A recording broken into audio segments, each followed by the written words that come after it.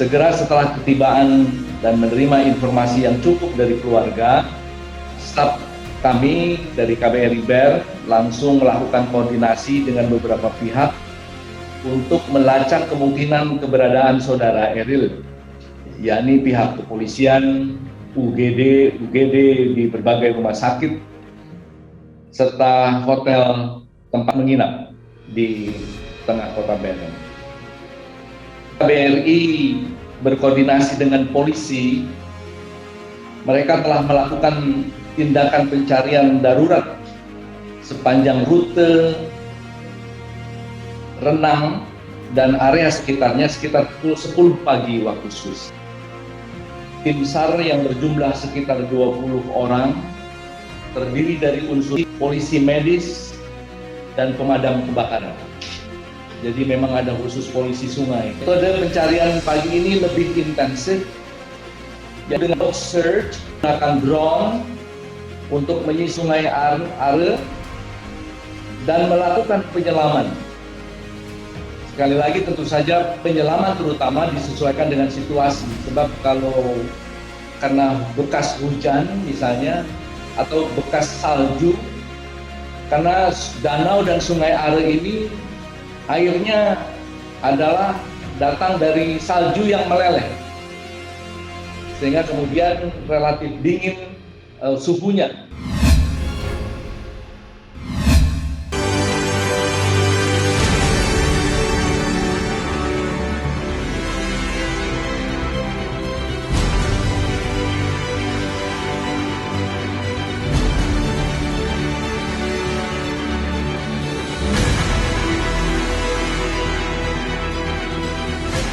Jadi hari ini kita buat video klip gue sama Dennis. Judulnya Tuti. Tuti tukang tipu. Tuti si tukang tipu. Tenang dong, santai. Suka Lo kayak dendam pribadi ya. Suka kebawa emosi gitu. Karena lagu ini menceritakan tentang seseorang yang suka flexing, suka pamer dengan barang-barang branded ternyata palsu. Tapi dia nipu orang dengan ngejual barang palsu. Oke, nah kalau ada kesamaan cerita atau tokoh dalam cerita ini dengan oknum tersebut, ini hanya fiktif belaka. Karena ini ada kreasi. Ini adalah karya anak bangsa dan isi lagunya juga bukan entertain doang, ada edukasi. Di dalamnya ada modus-modus penipuan yang bisa terjadi ya kayak. Kalau ada yang tersinggung jangan tersinggung karena kan ini kalau ada kesamaan hanya ceritanya hanya fiktif belaka. Iya, tapi kalau ada yang tersinggung ya mau berarti ngerasa. Iya, gitu. Orang kan suka kepedean, kegeeran. Iya, gitu. tapi sebetulnya juga kita membuktikan lagu ini karena saya ingin membuktikan kalau saya juga bisa jadi artis juga, karena kan saya selama ini kan dibilang katanya bukan artis, jadi saya sedih. Emang lu tukang sulap kan? Iya, jadi anak saya tuh nanya, papa nih bohongin aku ya, katanya papa selama ini artis, ternyata bukan. Jadi anak saya mau somasi saya. Anak saya mau kirim somasi, mau cari pengacara yang suka kirim somasi, jadi saya mau disomasi mas anak saya karena saya bohongin anak saya sama keluarga saya. Gue juga bohongin gue. Iya, makanya untuk membuktikan ini, makanya gue buat lagu ini biar gue dibilang artis. Tapi artis itu sesungguhnya artinya apa sih kak? Artis itu coba cari deh di Kamus Besar Bahasa Indonesia, ya kan? Ya semua orang yang memiliki karya pekerja seni. Nggak cuma pemain sinetron, ya, nggak cuma pemain film. Terus habis itu penyanyi juga. Nah, oke. Nah, kalau gini-gini bibir gue kering. Penyanyi kan udah lama kan? Penyanyi, gue kan pernah nyanyi, yeah. Pernah main sulap, pernah main sinetron, pernah main apa? Film. Oh, pernah main film? Pernah, di Malaysia juga pernah. Cinta 24 Karat yang syuting di Australia. Oh, masa sih? Lu masih jadi anak main di GOT, lu udah main film. Kok gitu deh, gue bela-belain. Iya. Enggak, gue mau ngomong malu. Oh iya, oke. Iya kan, gitu. sama seseorang. Oh, oke. Ya, terus gue juga punya acara TV, dapat Panasonic Award sampai 13, dapat SCTV Award, Inbox Award, semua banyak award itu mungkin belum cukup untuk dikatakan jadi artis. Jadi gue ingin berusaha lagi agar gue bisa selevel. Bener-bener belum sampai seminggu yang lalu. Kita hari apa rekamannya? 4 hari yang lalu ada? 4 hari lalu. 4 hari yang lalu, gue buat lagu juga cuma 1,5 hari, ngajarin dia juga setengah mati. Lo harus lihat proses rekamannya, emosi gue. Jangan gitu, suara gue tinggi. Tapi akhirnya pertama kali lu nyanyi kan? Iya. Karena lagu lu yang pertama kedua kan lu nggak nyanyi kan? Nyanyi. Lalu cuma suara lu diedit doang kan? Di auto tune. Gue nggak pakai pakai autotune. Ini beneran nyanyi loh dia. Beneran nyanyi gue pakai napas dalam Dan diafragma. tahu nggak vokal direkturnya siapa? Bowo Soulmate, vokal direkturnya Raisa, Afgan, siapa lagi kemarin? Terima kasih. Bukan. Dia tuh program si Rizky Febian juga nanganin dia loh. Saya udah sempet tanya sama vokal direkturnya bagus mana suara saya sama dia. Ya sama-sama bagus, cuman beda arah katanya. Iya. Beda arah. Dan gue harap Bowo abis ini nggak pensiun ya jadi vokal direktur.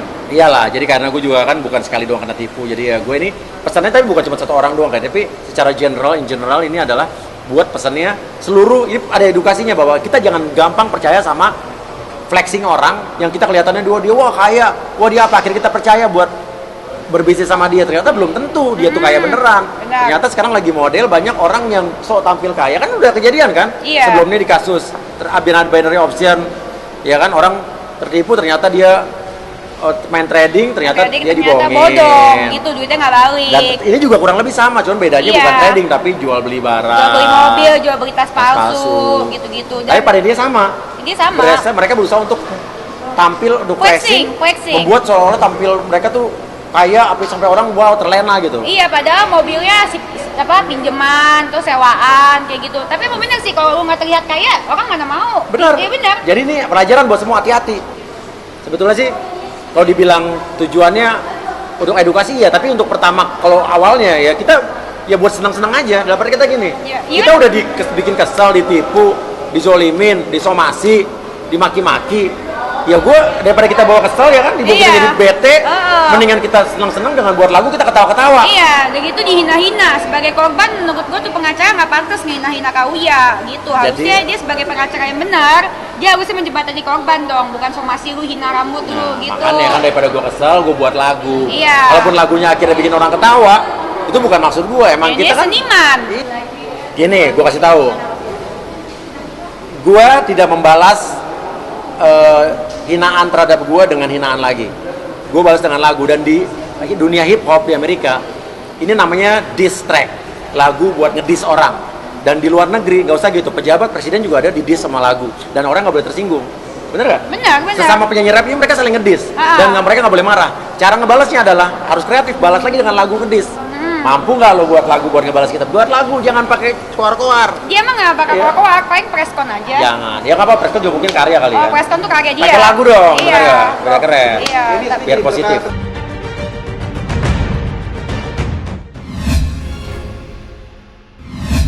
Kenapa tidak sekaligus? Saya bertanya seperti itu. Dia bertanya lagi, maksudnya sekaligus bagaimana?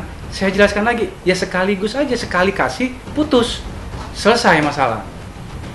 Nah, lalu dia bertanya lagi, maksudnya bagaimana ya? Saya nggak ngerti. Nah, disitulah saya harus mencari perumpamaan bahasa yang gampang ditangkap sama kuasa hukumnya si Reski, karena mungkin dia tidak nyambung dengan ungkapan saya bahwa ya udah sekaligus aja. Mungkin dia masih belum nyambung.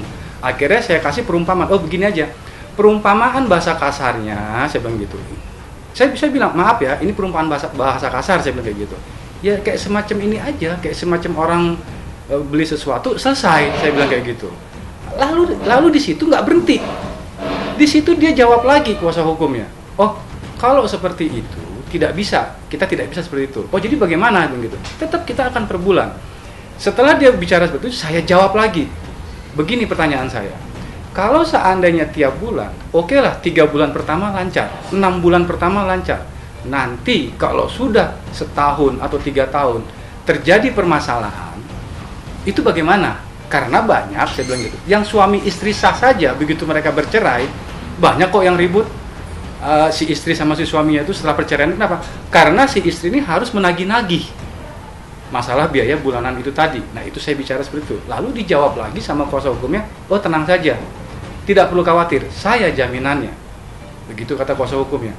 Pada saat dia bicara saya jaminannya, saya mengatakan, oh ya sudah, oke. Justru Reski menghubungi saya, tante, event udah menang, ya kan? Saya supaya nyaman, enak tidur, ya, demi kemanusiaan, saya mau, ini sebenarnya gini, demi memutus keraguan waktu itu, ya kan? Saya mau DNA. Oke sayang, kalau kamu mau DNA, saya dukung penuh. Dan saya tanya Citra, Are you sure ya kan kamu mensupport suami kamu untuk melakukan tes DNA? Citra bilang saya siap tante. Nah itu kemudian ada pertemuan. Jadi kami sebenarnya sudah bertemu 2 kali dengan pihak penggugat waktu itu ya, sebelum putusan banding ini keluar.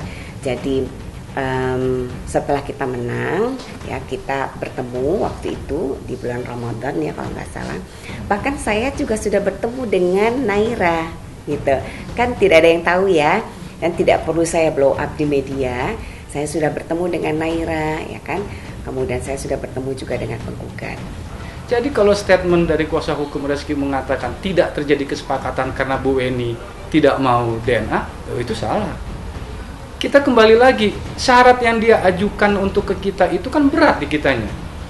Kan tidak mungkin kita tes DNA sepihak, hanya dari pihak mereka saja, tapi dari pihak kita tidak ada. Karena kan kita juga harus jelas, tes DNA-nya di mana? Di rumah sakit apa?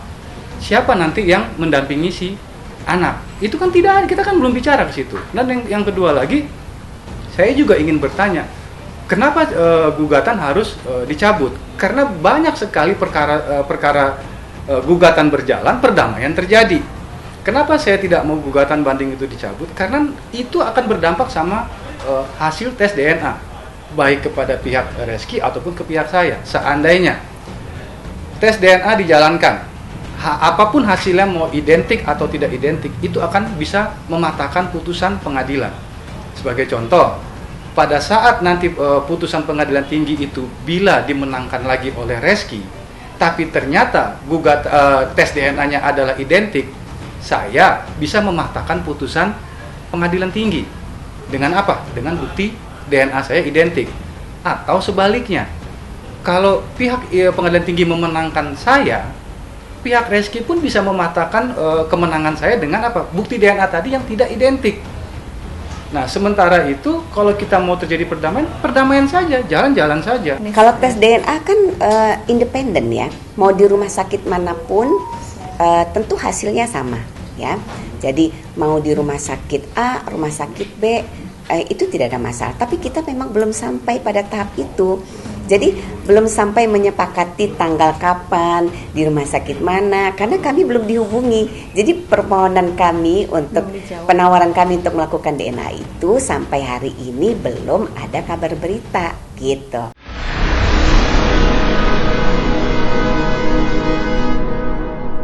Jadi jangan lupa untuk subscribe Cumi Cumi. Ditekan ya tombol lonceng merahnya.